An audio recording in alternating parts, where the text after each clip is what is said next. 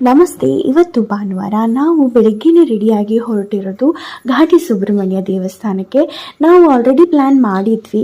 ಬೆಂಗಳೂರಲ್ಲಿರೋರು ಗೊತ್ತಿರುತ್ತೆ, ದೊಡ್ಡಬಳ್ಳಾಪುರ ರೋಡಲ್ಲಿ ಈ ದೇವಸ್ಥಾನ ಇದೆ. ಸೊ ನಮ್ಮ ಅಕ್ಕ ಮತ್ತು ಅಕ್ಕನ ಮಗಳು ಕೂಡ ಬಂದಿದ್ದರು. ಪ್ರತಿ ಸಂಕ್ರಾಂತಿಗೆ ಸರ್ಪ್ರೈಸ್ ಆಗಿ ವಿಸಿಟ್ ಕೊಟ್ಬಿಡ್ತಾರೆ. ಸೊ ಹಾಗಾಗಿ ಎಲ್ಲರೂ ಒಟ್ಟು ಸೇರಿ ದೇವಸ್ಥಾನಕ್ಕೆ ಹೋಗಿ ಬಂದ್ವಿ ಇವತ್ತು.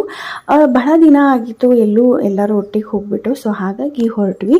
ಸೊ ದರ್ಶನ ಕೂಡ ತುಂಬ ಚೆನ್ನಾಗಾಯಿತು. ಅಲ್ಲಿ ದೇವರ ದರ್ಶನ ಮಾಡಿ ಹುತ್ತಕ್ಕೆ ಹಾಲೆರೆದು ಹಾಗೆ ಪ್ರಸಾದ ವಿನಿಯೋಗವನ್ನು ಸ್ವೀಕರಿಸಿ ಬರ್ತೀವಲ್ಲ, ಅದರಲ್ಲಿರುವಂಥ ಮನಃಶಾಂತಿ ಬೇರೆ ಎಲ್ಲೂ ನಿಮಗೆ ಸಿಕ್ಕಲ್ಲ.